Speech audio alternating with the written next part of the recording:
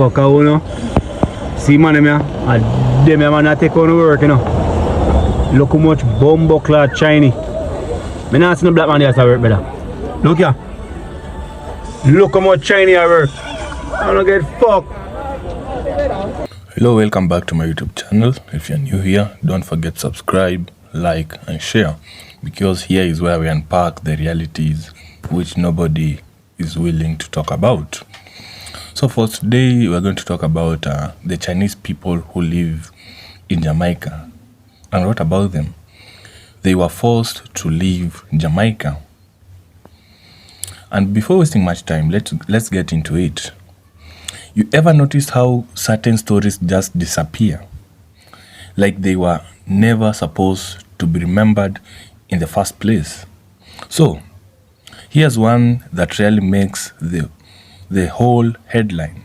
The tense story of the Chinese community in Jamaica and how many of them were forced to leave. Not because of war, not because of natural disaster, but because of something more complicated and honestly more uncomfortable. It's a story about migration, identity and resentment, and even survival.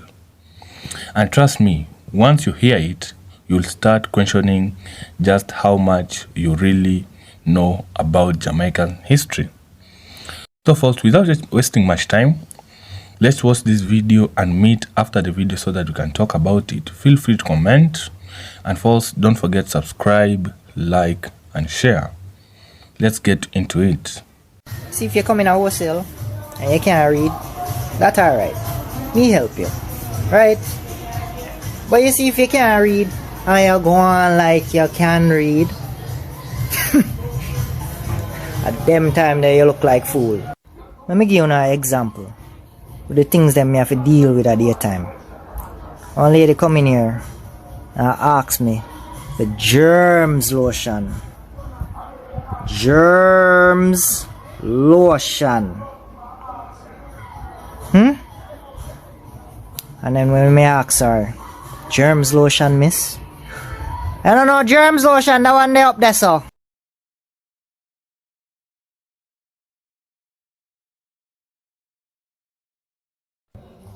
I have no problem when people dance, you know. But how you fit dance and have attitude with it? And that me not get. How? That don't make no sense. We suffer every day. Can you imagine? We have been here for centuries and we're still lagging around. If we to start a business in Jamaica, it's one of the hardest things to start a business. While the Chinaman come from China, come to Jamaica, start a business, none tax for 5 years. And by the time the 5 years come when him to start pay tax, he making cousin and he never and he uncle come and him gone. So and listen, this have been happening for centuries. So this have nothing to do with PNP or JLP. And you know at the end of the day, none of them no want to fix it because all of them want us to the black man. Jamaicans aren't only being pushed out of their beaches, but gradually they're being pushed out of business. Check this out. Chinese mechanics in Jamaica should go 20-30 cars a day like clockwork, while Jamaican mechanics, they carry stuck in the garage sometime for a whole week. But how did the Chinese get here? How did they set up shop so fast right in front of our eyes? Listen, foreigners are coming in, buying land, running businesses, owning Jamaica, and we're becoming visitors in our own land. Just like some places in Africa where people now work for foreigners in their own country. Sooner or later, the Chinese going to control the parts distribution and shut us out. I already think it's too late for Jamaicans. And the reason why I say that, because back in 2015, Jamaica signed an agreement with China, allowing China to control one of their biggest and most important ports for 30 years. And that's the port of Kingston. So China dictates what goes into Jamaica and what goes out of Jamaica.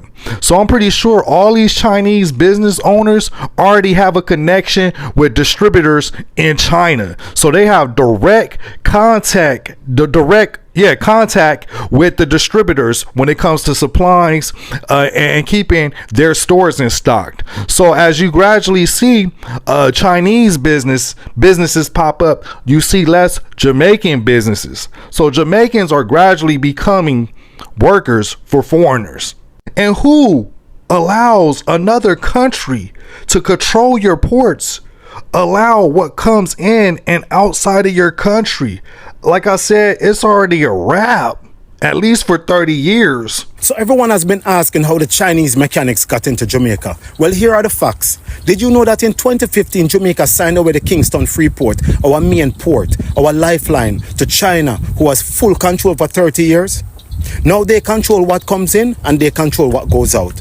That's why the Chinese mechanics and other companies move the way they want. No one to answer to. No real checks. No oversight. They run the port, they hold the gate. Why do you think it's after the fact Pika stepped in? Because they don't even know what's going on. But somebody know. Because when it comes to these little things, don't think you can think on the same level you were programmed to think on. You have to change your frequency sometimes. And we're standing on the outside of our own house. We can't even act like we never know. Listen, we will never get out of slavery.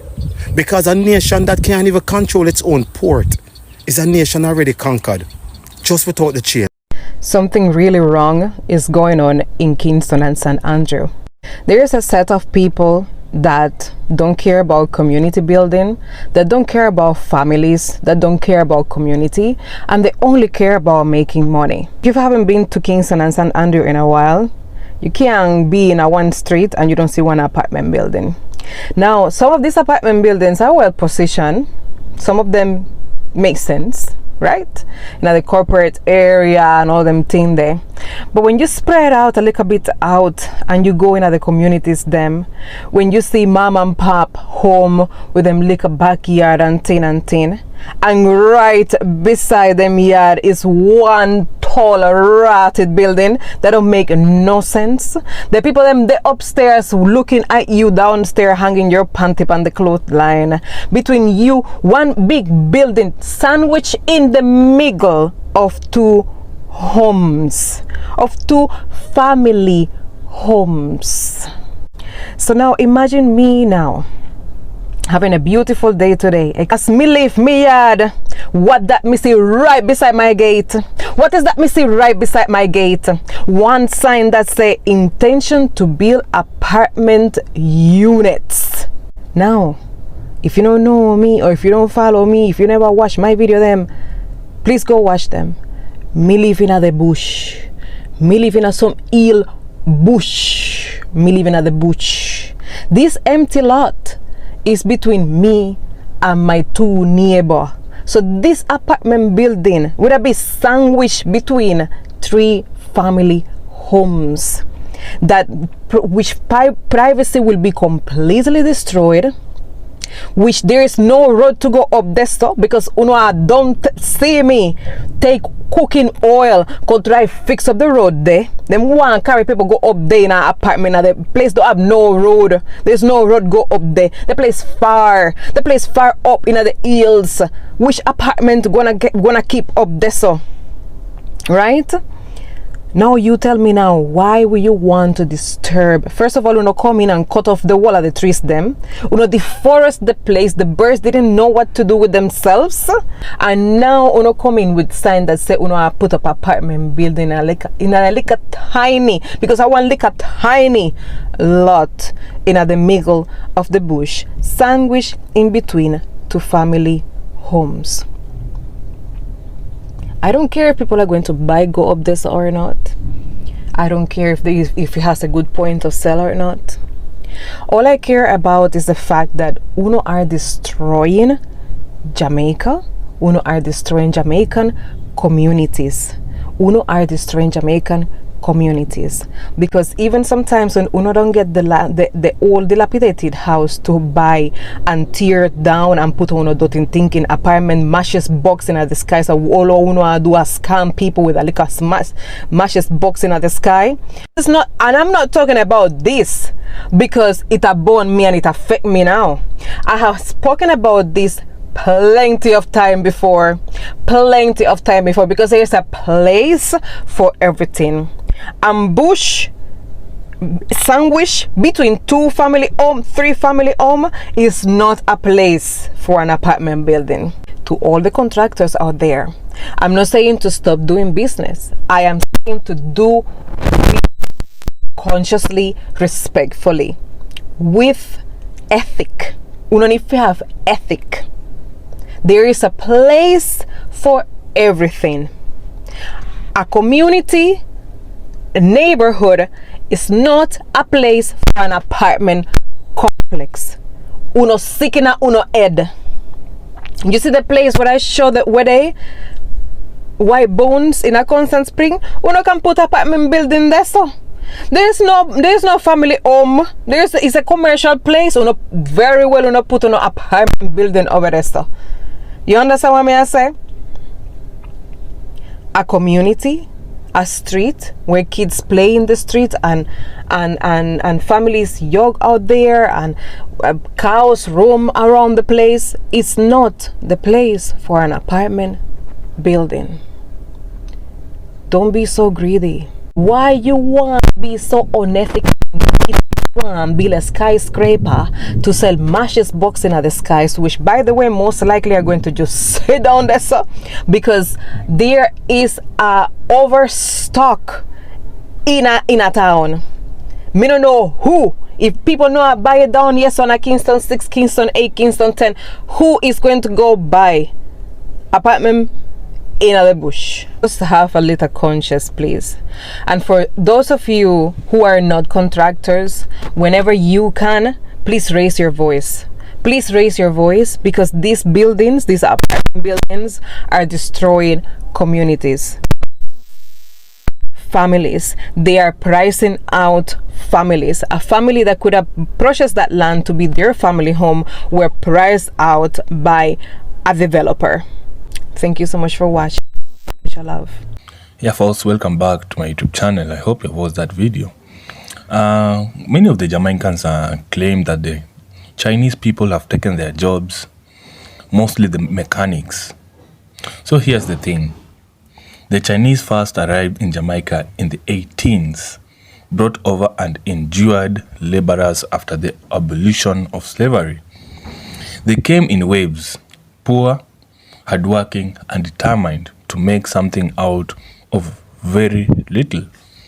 Over generations, they opened shops, they built businesses, and became part of the Jamaican fabric. But not everyone saw that way. To many Jamaicans struggling in poverty, the Chinese were seen as outsiders who controlled the corners, shops, or even had all the money. And in a country dealing with deep past colonial wounds, that resentment started to boil over. And here's the wild part. It wasn't a government policy. It wasn't an official exile, but it felt forced when your home no longer feels safe. When the people around you look at you with suspicion or hate, that's pressure. That's a silence of violence. And it worked. Today, the Chinese Jamaican population is just a fraction of what it used to be. Now, this isn't about pointing fingers or rewriting history with villains and victims in black and white. It's way more complicated than that. But what you can do is talk about it, remember it, learn from it. Because migration stories aren't always about chasing dreams. Sometimes they're about running from nightmare no one else talk about. And if we're not willing to face this truth, we'll keep representing them in different places under different names. So yeah, the Chinese didn't just leave Jamaica. Many were pushed out quietly, but not quietly enough to be forgotten. Not if they were paying attention. So Wagwan people, if you find this topic interesting, please don't forget to subscribe, like, and share this video to anyone you think might get interested in real talks. Folks, until next time, brothers and sisters, peace. And without forgetting, big up yourself, all Jamaicans.